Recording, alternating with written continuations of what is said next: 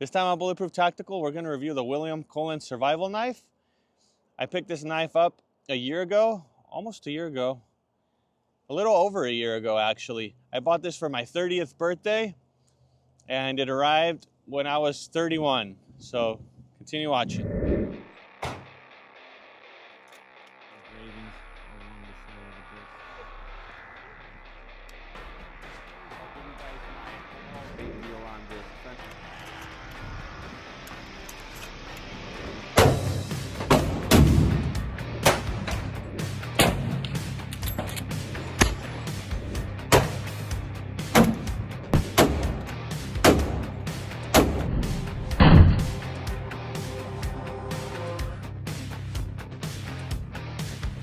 All right, so let's go ahead and get started with today's review, the William Cullen survival knife. So this is not a very popular knife brand. William himself still makes these knives, so he does have a backlog. When you purchase this knife, it usually takes around 11 months for you to actually get it. So you have to order it and wait almost a year to get your knife. So I mean, I wasn't in a rush, to be honest. I did buy it for my 30th birthday. I wasn't expecting it to receive it till I was 31. But here we are, 31 years of age, and I finally got my knife. So let me walk you through why I purchased this knife, why I like it, and why I wouldn't sell it. So let's go ahead and get started. The price point for this knife was, I believe I paid $270 for the knife. I did get the more expensive option, which is the Nitro V. The type of steel he uses for the knife. This was the more expensive option. I think it added like an additional $30 to the purchase price. And of course, I added the pancake holster, which you can't order these without the knife. So if you want a holster, you have to buy a knife. He doesn't sell them separately. So I think the pancake holster was like 30-40 bucks, something like that. I honestly forgot. It's been a while. But anyhow, these are micarta handles. So you guys can see it's green micarta.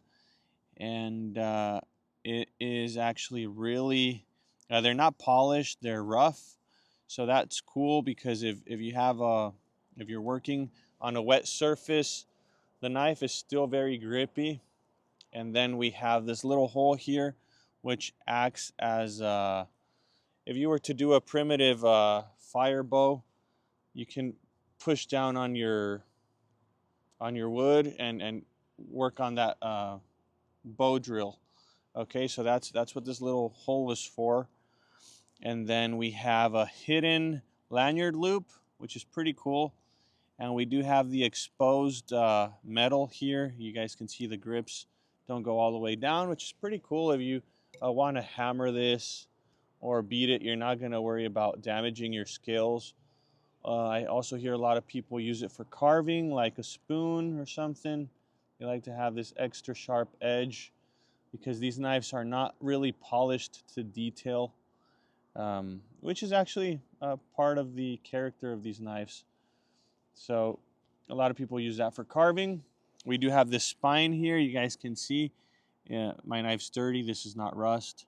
The reason I went with a nitro steel is it's very maintenance free. It doesn't rust. I could literally throw this in water and not oil it, and the knife won't get any sort of rust. Well, at least that's the theory behind it. It's less maintenance behind it.